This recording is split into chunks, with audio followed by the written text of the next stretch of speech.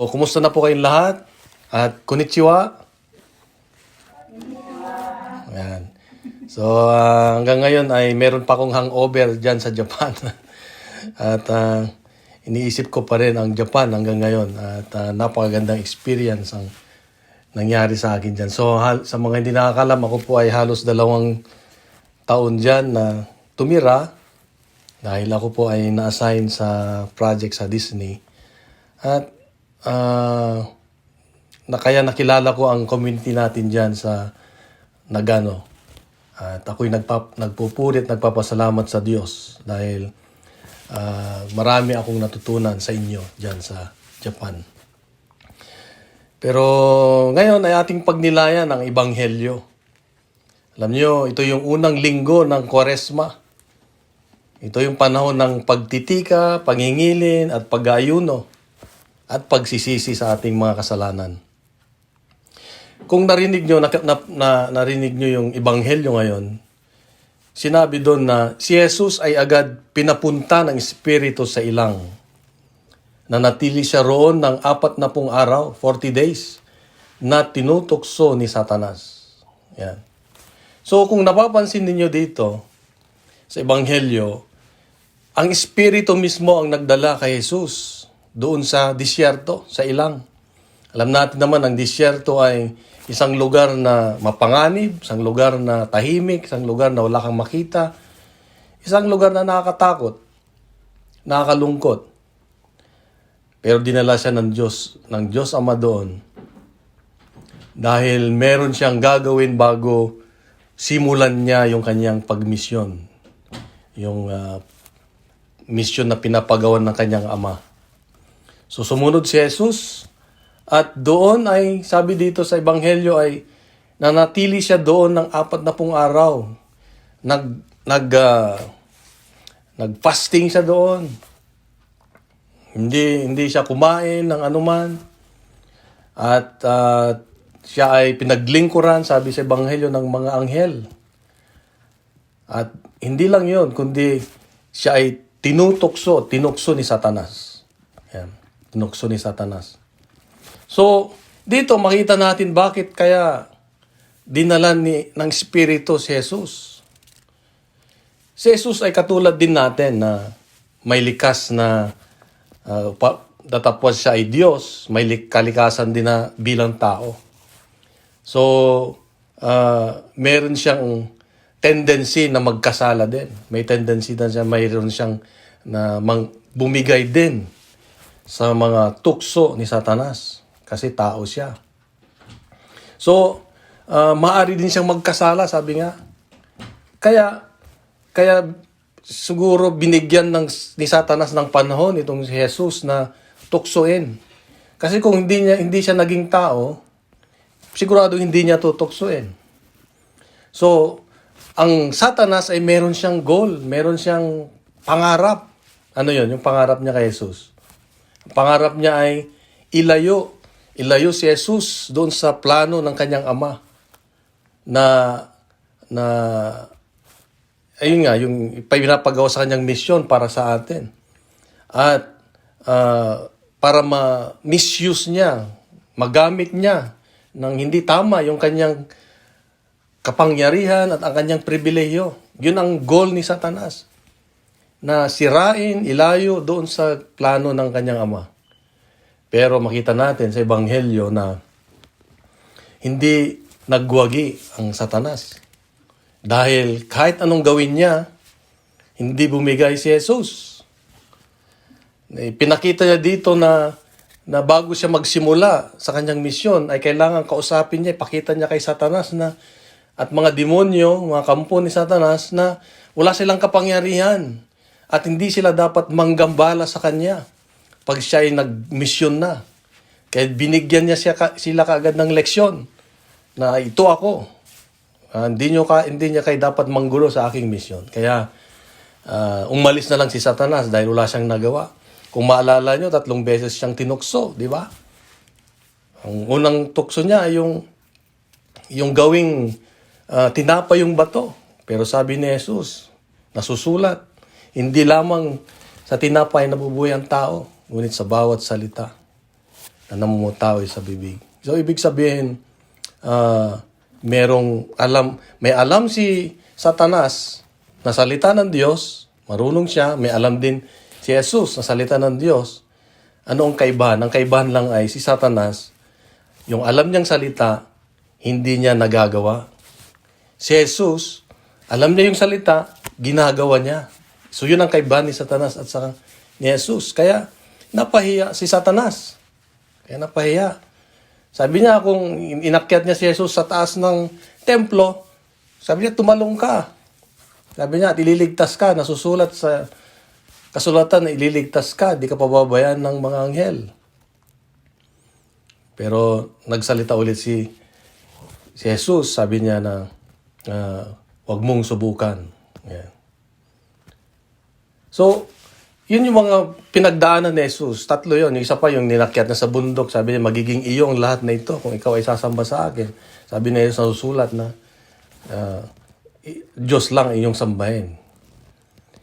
So, doon pa lang pinakita niya sa atin na ang demonyo, ang diablo, ay walang hindi maitatapat kay Jesus. Kaya nga pag narinig ng demonyo ang pangalan ni Jesus at sinasambit natin sa ating mga dasal, siya'y nanginginig na, siya'y tumatakbo na.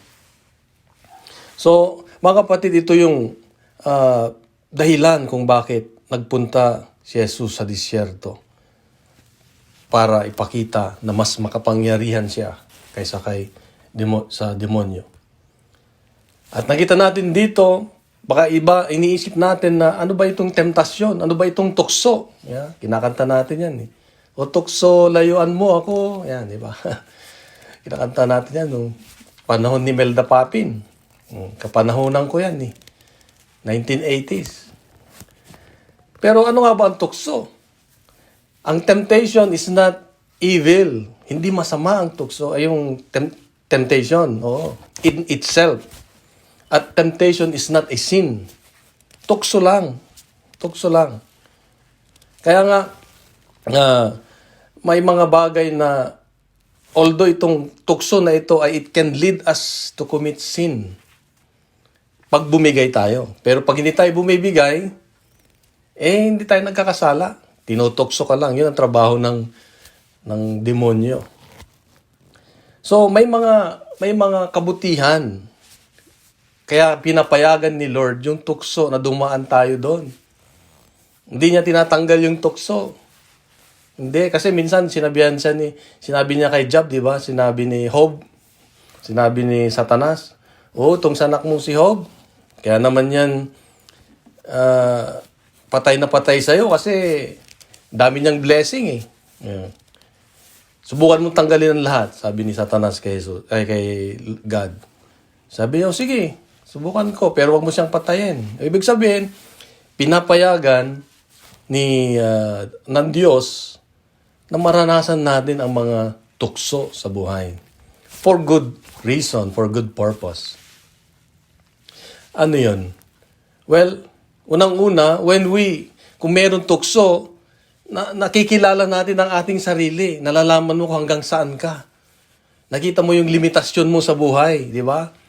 Ay, mahina pala ako sa ganito. Ayan. Mahina pala ako sa pagkain. Mahina pala ako sa babae. Mahina pala ako sa lalaki. Nakikita mo yung kahinaan mo, yung limitasyon mo. And pag ikaw ay tinutokso, di ba? Mas lalo kang kumakapit sa Diyos, mas malalo mong naalala ang Diyos, mas lalo kang nagdarasal. It helps us to pray for strength. At pag may tukso, tinuturuan tayong maging mapagmatsyag, mapagmasid, vigilant. No, baka may demonyo, baka itong gagawin ito galing sa demonyo, di ba? Baka ito ay pain niya sa akin. So, nagiging vigilante tayo. Yung vigilant.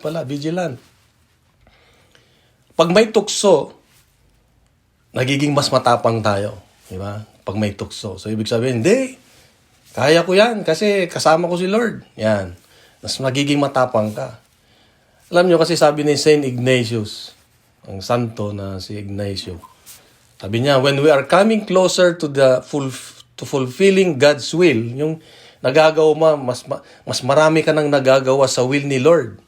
mas lalo kang kumakapit kay Lord, mas lalo nang ang buhay mo ay lagi nang nakasentro kay Lord, mas abala yung mga demonyo, mas active sila, mas nagdoble yung effort nila na napigilan ka na wag gumawa ng mabuti.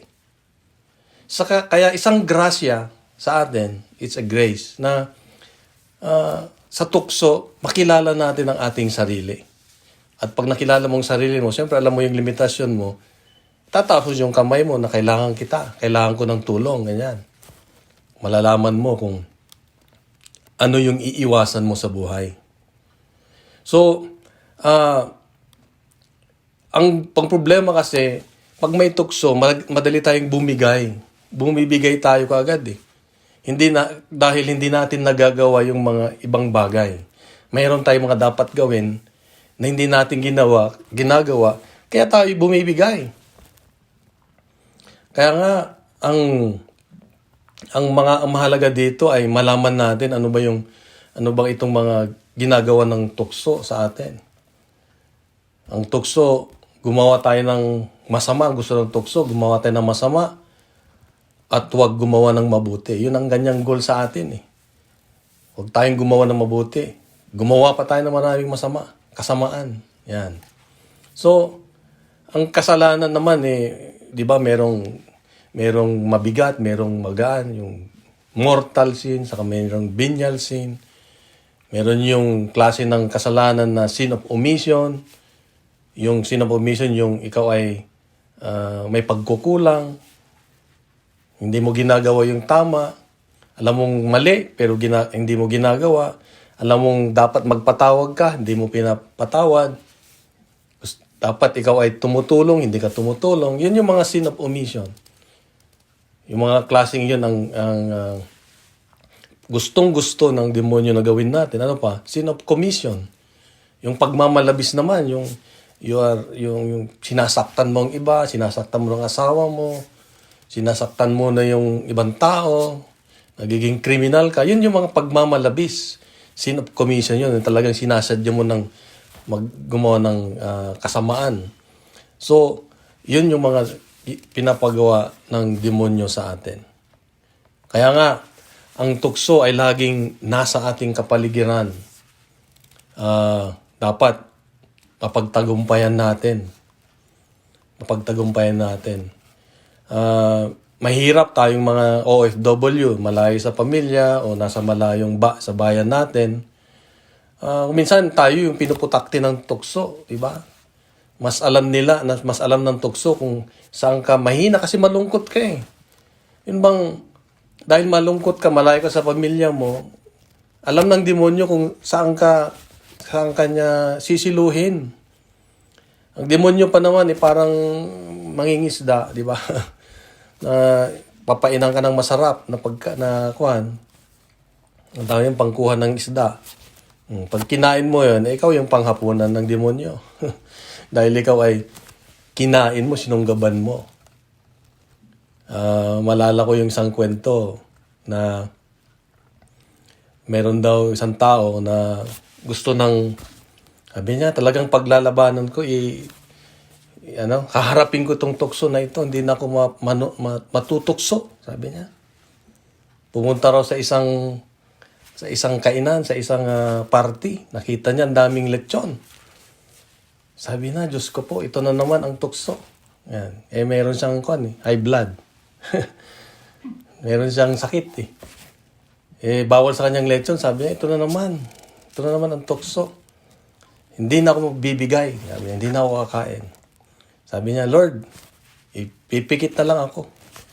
Ikaw na lang ang bahala. So, pumikit siya. Walang nangyari. Hindi siya natukso. Pangalawa, member siya ng community, gaya ng Love Lock. Meron daw, nagbibilang na sila ng koleksyon ng mga love offering. And daming pera. Mag-isa siya naiwan na nagbibilang. Sabi niya, daming pera. Tinutukso na naman siya. Sabi niya, hindi ako bibigay nito, Lord. Tukso na naman ito. Kailangan ko pa naman ng pera.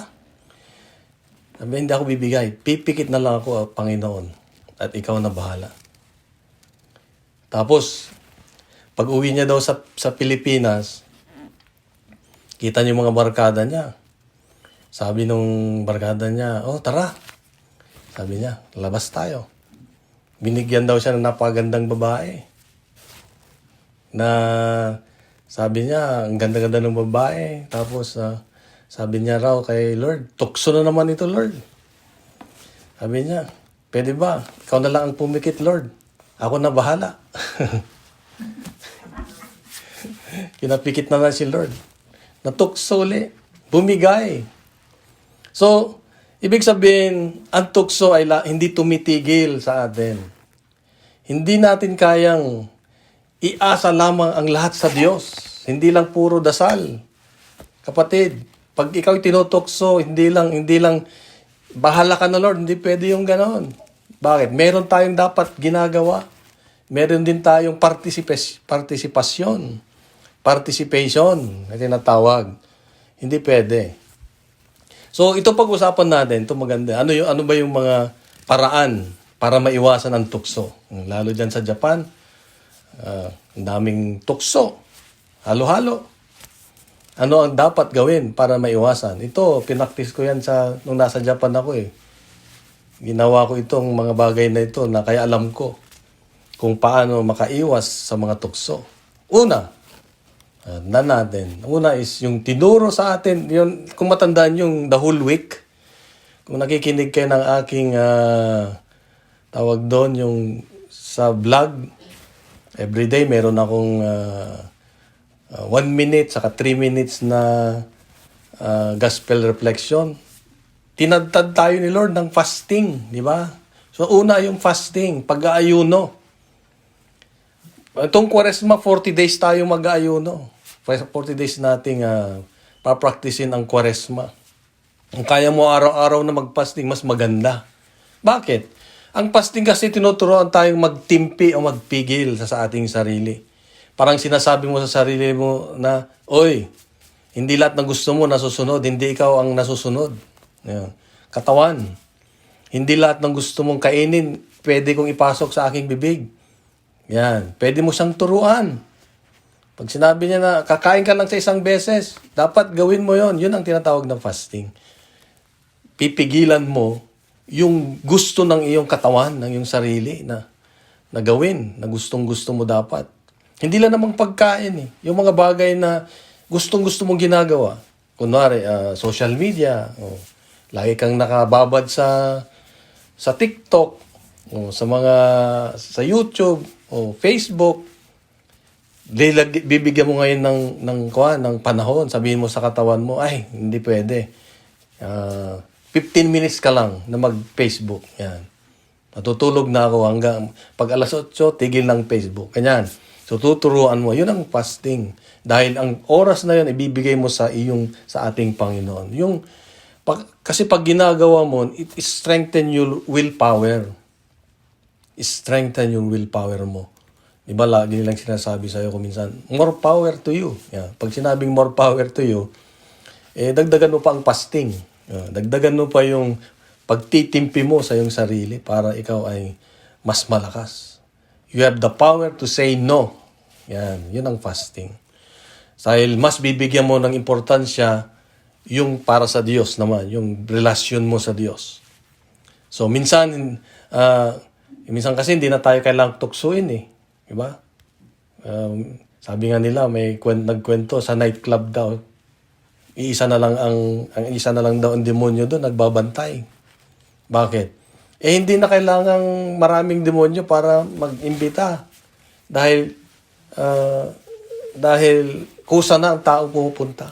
Hindi naman lahat na, sabi nga nila, yung bang pipigilan ng tukso kasi tayo na mismong bumibigay sa mga bagay na hindi umaayon na sa ating Diyos. So, tapos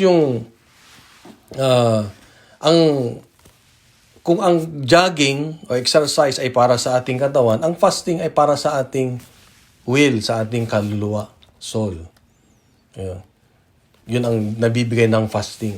Kaya nga, napaka-importante na mapigilan natin yung ating katawan. Parang sa community natin, kung minsan, gaya nito, ewan ko, hindi ko kayo nakikita, pero kung yung iba sa inyo ay may nagdudot pa rin ng mobile phone habang nakikinig sa salita ng Diyos, ibig sabihin walang napipigil, walang pagpipigil sa sarili. Hindi bale kung importante, okay lang. Pero kung yung oras mo na dapat para kay Lord ay naibibigay mo sa social media o sa iba, ibig sabihin hindi mo kayang napipigilan yung sarili mo. So, tayo ay dapat alam natin kung hanggang saan tayo. So, do not indulge, sabi nga. Kailangan sabihin mo sa katawan mo na tama na.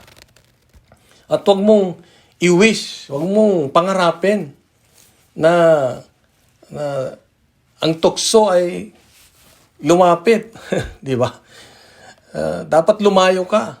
Huwag kang pumunta sa isang lugar na alam mong matutukso ka.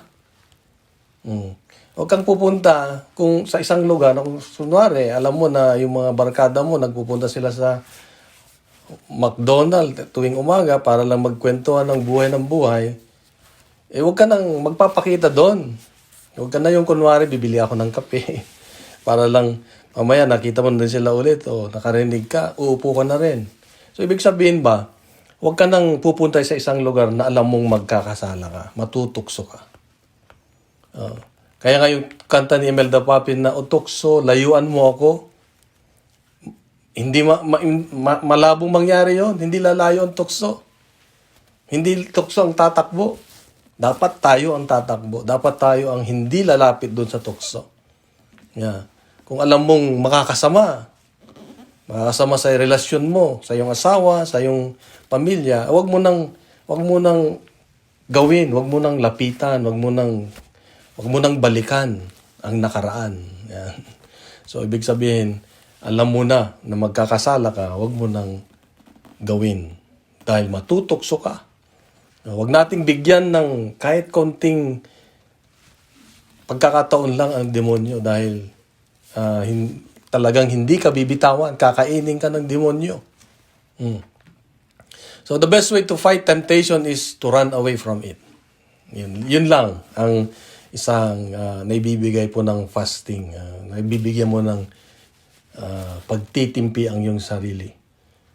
And at kung nandun pa rin sa likod mo, umalis ka na nga, nakasunod pa rin ang demonyo, ang gagawin mo, doon ka magdasal na kailangan mo na ng tulong ng Diyos. Umalis ka na, nakasunod pa rin . Nagtawag pa siguro ng mga kasama, kailangan mo na ang kapangyarihan ng Diyos.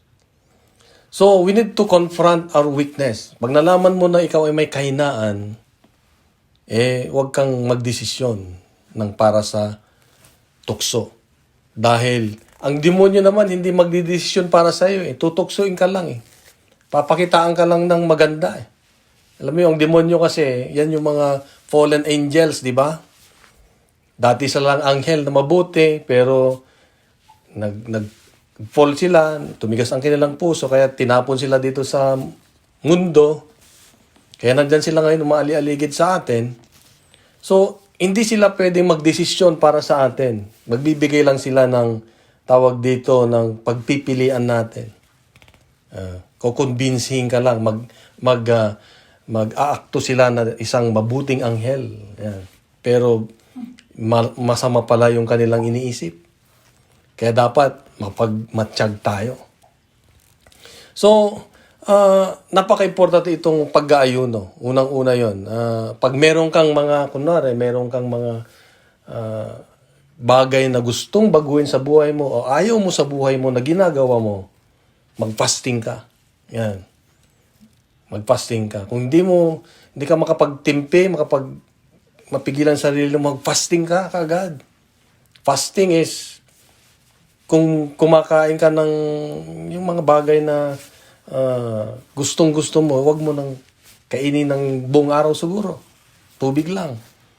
Ibig sabihin, kaya mong i-control yung sarili. Pag kaya mong i-control yung gusto ng iyong sarili, mas madali mo nang hindian yung masasama, yung masama.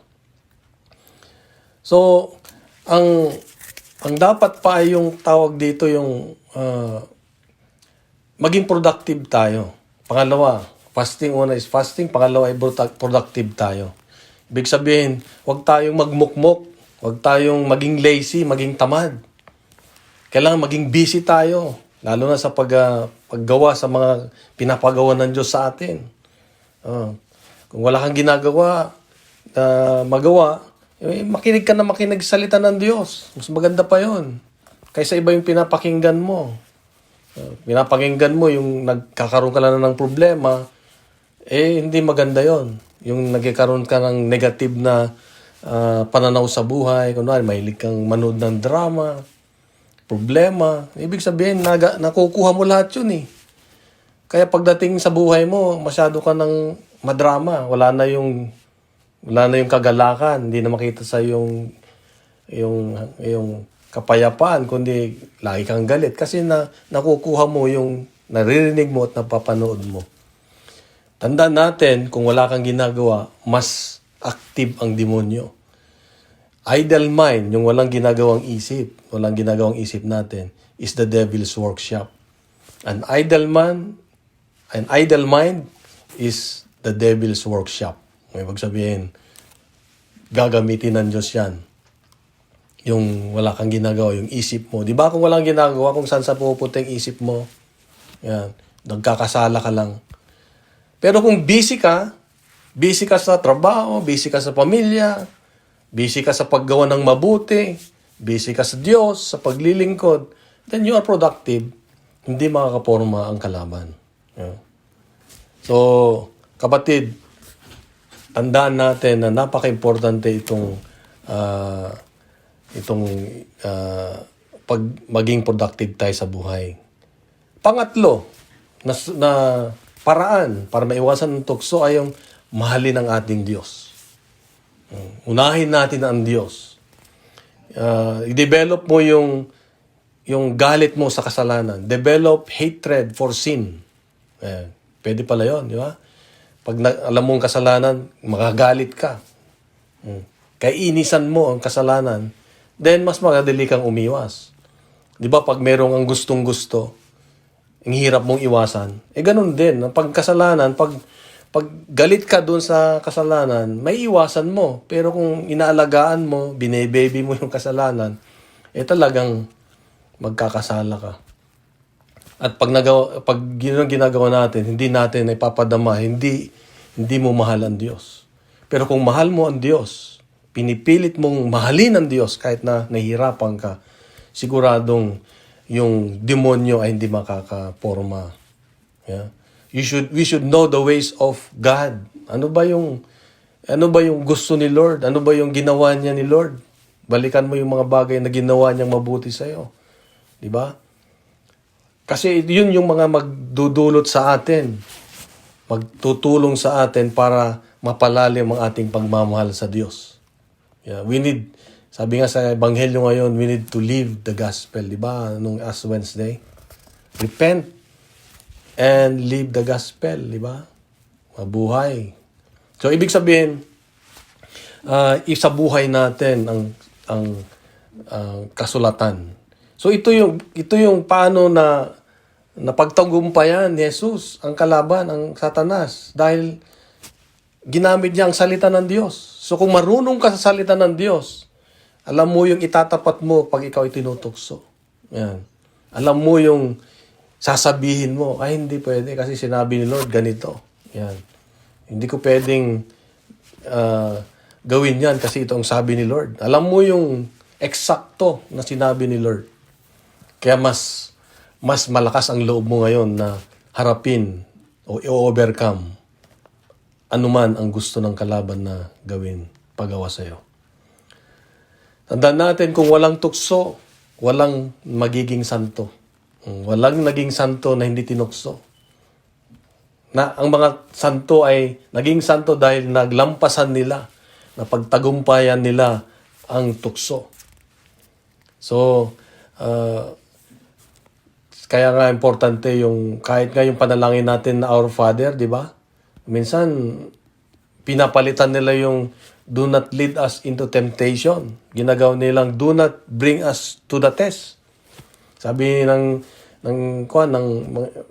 kaparian, dapat i-keep natin yung do not lead us to temptation. Kasi ang temptation, naglalayo sa atin sa Diyos. Ang test o pagsubok, nagpapalapit sa atin Diyos. Kaya bakit mo palalayasin yung test kung nagpapalapit sa Diyos?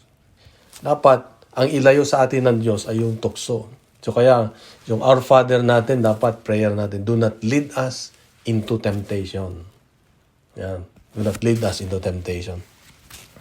So, tandaan natin yung mga kapatid na ang tukso nasa atin lagi. Hanggat meron kang kahinaan, nandyan siya lagi. Alam niya kung saan ka mahina. Alam niya kung saan ka titirahin. So, pag may tukso, tandaan natin na hindi masama ang tukso, pero pag bumigay tayo, yun ang masama. Huwag tayong mainis pag may tukso, kundi magpasalamat tayo dahil pag tinutukso tayo, nasusubukan mong sarili mo na, kaya ko nang paglabanan itong tukso na to. Huwag kang magreklamo. Pinapayagan ni Lord yan na matukso ka. Pero huwag kang bibigay. At huwag mong hihingin na matukso ka pa. Kasi delikado. Baka hindi mo kaya. Payagan mo lang si Lord yung process na pag duman ang tukso ay makakayanan mo dahil nagdidesisyon ka. At tandaan natin na ang banal na Espiritu Santo ay nasa atin lagi. Nasa iyo, kapatid. Kaya, anytime na ikaw ay hindi mo na kaya ang tukso, pwede mong sabihin, Holy Spirit, tulungan mo ako. Hindi ko kaya. Kung pwede, gusto mong isigaw, iiyak mo, sabihin mo ng malakas. Dahil nandyan ang banal na Espiritu Santo, nandyan ang mga anghel. Sabi ni Lord, you will not be tested beyond your capacity to endure. Hindi ka masusubukan ng higit sa kaya mo. Alam ni Lord na yung tukso na yan at yung pagsubok na yan na dumaraan sa iyong buhay, kapatid, kaya mo. Kaya nga, nasa iyo ang pagsubok na yan, nasa iyo ang tukso na yan. Pero alam niya na makakayanan mo dahil sinabi niya, hindi ako papayag na mas malakas sa iyo ang tukso. Ang kailangan lang ay aminin na hindi mo kaya na harapin mag-isa. Kailangan mo ang kapangyarihan ng Diyos. Kaya you need prayer. Prayer is the best weapon, kapatid. So, tandaan natin na kailangan tayong mag-fasting, mag-ayuno, mag-abstinence para maturuan ang sarili natin. Para magkaroon tayo ng self-control. Matuto tayong mag-control sa ating sarili. Kung hindi nyo pa subukan mag-fasting, subukan nyo. Subukan nyo. Ako, ginagawa ko lagi ang fasting. Dahil kung may mga bagay na ako'y gustong baguhin sa buhay ko, nagfa-fasting ako na sabi ko, kailangan gawin ko to para sa aking pagbabago. Ganyan. So, wag lang tayong umasa sa Diyos, sa biyaya ng Diyos, kundi dapat tayo magtrabaho din. Kailangan magdesisyon tayo. So, kapatid, sikapin nating magtagumpay, mapagtagumpayan ang tukso. Yeah? So, na para mapanatili natin ang biyaya. Alam niyo kung nakakayanan nating mapagtagumpayan ang mga tukso na yan, merong katahimikan sa buhay natin. 'Di ba? Kung hindi ka bumibigay sa kasalanan, sa tukso, may kapayapaan ka. Kung hindi ka bumibigay, nakakatulog ka ng mahimbing. Kung hindi ka bumibigay sa tukso, ang buhay mo ay magaan. Ayaw mo yon? Dapat yun ang piliin mo. Yun ang piliin natin. Ako, pinipilit kong piliin yon dahil alam ko na ang demonyo, the more we get close to God, the more na nakikita ng demonyo na ikaw ay lumalapit sa Diyos. Lalo, gaya ngayon, nandiyan kayo ngayon sa prayer meeting, imbes na nandun kayo sa barbecuehan, nandun kayo sa onsen, nandun kayo sa saan pasyalan o party, pinili niyong umupo dyan, siguradong galit na galit ang demonyo sa inyo. Paglabas niyo dyan, siguradong isang batalyon ang naghihintay sa labas. Pero kapatid, huwag kang matakot. Ngayon, alam mo na yung sikreto. Ano yon? Hindi ka nag-iisa. Kasama mo ang Diyos. Tuksuin ka naman ng sangkaterba. O demonyoin ka naman ng sangkaterba. Tandaan mo, kasama mo ang Diyos. Kasama ang banal na Espiritu Santo. At hindi ka niya iiwanan. Huwag ka lang bumigay. Desisyonan mo na mula ngayon, Lord, ikaw ang number 1 sa buhay ko. Kaya nga sinasabi niya, without me, you are nothing. Kasi totoo yun eh. Without God, you are nothing. Kasi pag wala ang Diyos, kaya mo bang tukso? Hindi ah. Kaya mo bang demonyo harapin? Hindi. Mas malakapangyarihan sila sa'yo. Sa atin. Kaya kailangan natin ang Diyos, kapatid. Kailangan natin ang community. Kailangan natin ang pamayanan. Kailangan mo yan. Yung love flock, dyan sa Ina, sa Nagano. Kailangan ninyo yan dahil malayo kayo sa iyong mga mahal sa buhay. Kailangan nyo ang Diyos. Alam ko yan kasi nararanasan ko. Kaya hanggang ngayon, pinipilit kong kumapit sa ating Diyos dahil kailangan ko ang Diyos. So kapatid, huwag tayong tumigil sa ating paglilingkod. Temptation is just a trial in which man has a free choice of being faithful or unfaithful. So, kapatid, mas malakas ang kapangyarihan ng Diyos. Matulog ka ng mahimbing, mas makapangyarihan ng Diyos.